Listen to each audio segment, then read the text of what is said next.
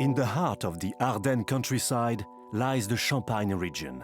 Situated some 90 miles northeast of Paris, it is one of France's most northerly wine-growing territories, its climate making it also one of the coolest. 4 main regions provide the magical combination of terroirs that form the Champagne appellation. Their vineyards producing wines of widely contrasting character, which when blended by the individual houses, produce varying styles none more unique than that of Champagne Lanson. As the 5th oldest Champagne house, Lanson has enjoyed a remarkable and colorful history, ever since it was founded by François de la Motte, a magistrate from Reims, in 1760. Then, in 1798, François' son, Nicolas Louis, succeeded him in running the house. A Knight of the Order of Malta, he adopted the iconic Maltese cross as the company's crest, where a modern adaptation of it exists today. After teaming up with Jean-Baptiste Lanson in 1828, the families reached an agreement in 1837, and the house took on the name Lanson Père et Fils. In 1860, Queen Victoria awarded a royal warrant to Lanson, a distinction they've enjoyed ever since. The house then acquired the cellars on Rue de Courlancy in 1926. With its cellars topped by vines, Clos Lanson, 1 hectare of Chardonnay grapes, has the distinction of being the only vineyard in Reims. When I arrived at Lanson, I discovered we had a vineyard inside Lanson itself. And it's a wonderful thing because we are inside the city of Reims and it is the only vineyard inside the city. To this day, heritage is as important as ever. Champagne Lanson remains committed to crafting champagne with the most traditional of techniques and to the highest of standards. So Lanson is first of all a story of passion, which is over 250 years now. I am the 8th generation running this firm. It's a huge responsibility. I must say that people before me did a great job. Lanson is so known now all over the world. You know that we export 80% of our production. My job is to continue these efforts and to do my best.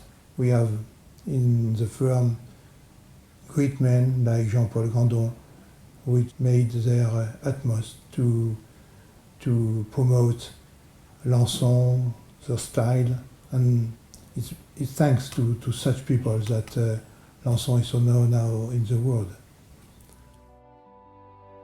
The distinctive characteristics of the Lanson style can be found in Lanson champagne year after year, making them truly extraordinary.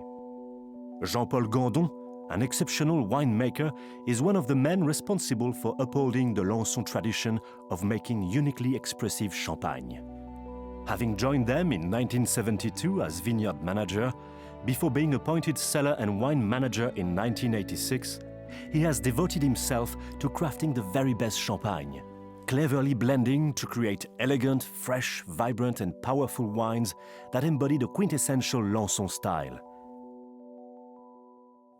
Le style Lanson est représenté avant tout par son brut sans année, le Black Label, qui comporte à la fois les 3 cépages, le Pinot Noir, le Chardonnay et le Pinot Meunier, et bien sûr des vins de réserve, car pour assurer une continuité, une constance de notre brut sans année, il faut faire appel, selon la difficulté de l'année, à plus ou moins de vins de réserve qui vont nous permettre d'assurer cette régularité.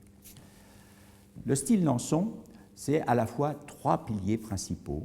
Le premier est représenté par le fruité de notre vin qui est mis en valeur grâce à l'acide malique que l'on a préservé et qui va développer des arômes de raisins frais, de pommes, de poires, d'agrumes.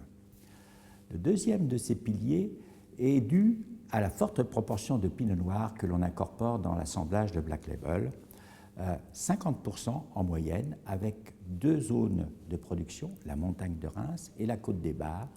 Les 2 régions produisent des pinots noirs à forte structure, très charpentés, qui vont déterminer cette puissance. Enfin, le troisième pilier du style Lanson, c'est la fraîcheur.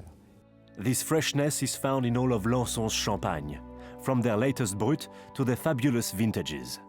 Their cellars house a fantastic library in which they take enormous pride.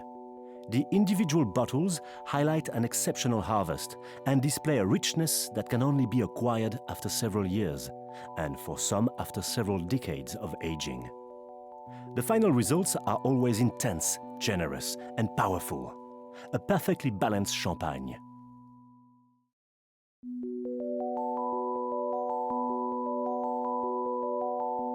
There are 35 rules in place to uphold the quality of champagne, from strict controls on vineyard yields to the height, spacing, density, and pruning of the vines. The first-rate vineyards of the Champagne region are authorized to produce 7 specific noble grape varieties. However, 3 of these dominate in Champagne. The harvesting of these grapes remains true to traditional methods. Each bunch must be hand-picked. Hand-picking is essential. It ensures that the best grapes are selected and they remain intact and undamaged prior to vinification. The quality of grapes is of course fundamental in the making of fine champagne. Once the decision to harvest is made, the whole process is completed in a very short period. But from vine to press, the utmost care and attention is paid to the grapes. In addition to the vineyards owned by Champagne Lanson, the house nurtures established and close relationships with its growers and has access to first-rate fruit. Champagne Lanson picks exclusively from Grand Cru and Premier Cru vineyards, the grapes being of the highest quality and covering all nuances that the region has to offer. Pressing of the grapes takes place within hours of picking. This is critical as the freshness and vitality of the grapes deteriorates with time. Pressing early ensures extraction of only the best quality juice, giving their champagne its distinctive mouth-watering, fresh, crisp taste. Grapes are chosen according to their variety, origin and quality, and a fixed and high percentage of the wine should come from the first press. Each cuvée is pressed and stored separately. Once the grapes have been pressed, the juice is cooled to remove impurities and transferred into clean fermentation vats ready for the first fermentation. In the 1950s, most houses introduced malolactic fermentation to get champagne to market quicker. This process, whereby malic acid converts to lactic acid, fundamentally affects the style, longevity, and flavor of the champagne. However, Lanson has always crafted their champagne the traditional way, choosing to avoid malolactic fermentation, so the champagne retains an exceptional freshness and purity of fruit, developing a greater complexity of flavors and aromas. It's now that Jean-Paul's remarkable skills and experience as a winemaker are required to create consistent and high-quality champagne in the house style year after year, literally blending dozens of wines in order to create the final still-based wine for the champagne. However, he will follow rules. Only 80% of wine from a single year may be used to create champagne. The remaining 20% must be kept back as reserve for following years. Only in years when the harvest is of exceptional quality is a vintage declared, and during these vintage years, grapes from that year only are used. Once the base wine is blended, the liqueur de tirage must be added, a mixture of reserve wine, sugar, and yeast culture. It is this mixture that stimulates the second fermentation, where carbon dioxide dissolves into the wine, producing the delicate bubbles that make champagne so special. But before this fermentation begins, the wine is transferred to glass bottles and sealed with metal crown caps to stop the soon-to-be sparkling wine from escaping. The bottles are then aged slowly sur latte on their side, deep within the quiet ambiance of the cool limestone cellars. As a rule, champagne must be aged for a period of no less than 15 months for non-vintage and no less than 36 months for vintage. However, Lanson insists on aging non-vintages for at least 3 years and vintages for at least 5. In practice, the wines are often aged for far longer. During this time, the wine develops through contact with the yeast sediment. The process is a long one, but the final result is definitely worth the wait.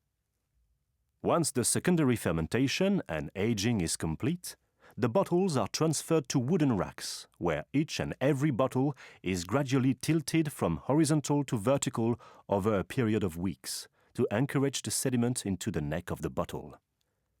This painstaking process, known as remuage, is performed manually for all Lanson's Prestige Cuvée wines, although most modern champagne producers use automated methods. When the yeast sediment has settled, the champagne is then left in the cellars to rest sur pointe, upside down, so that the flavor can be enhanced further by contact with the sediment in the neck of the bottle.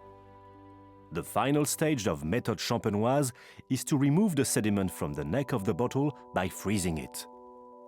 This process is called dégorgement, and when the crown cap is removed, the pressure from the champagne causes the sediment, now encapsulated in a plug of ice, to fly out of the bottle with considerable force.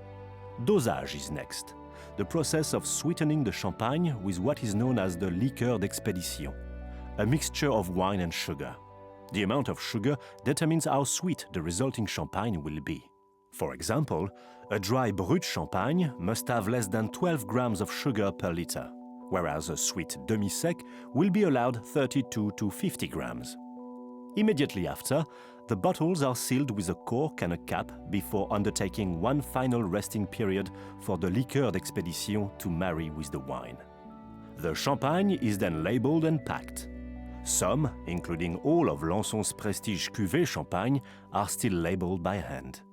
You see, it's the attention to detail, every detail, that makes Lanson one of the world's favorite champagne. Which is why, once labeled, their champagne will be heading to all corners of the world.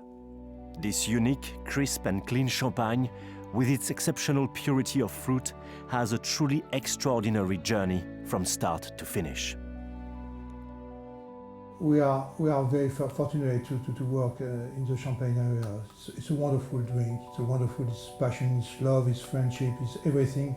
You know, every happy moment in your life is surrounded by champagne. It's really, we are very lucky to be in such a place.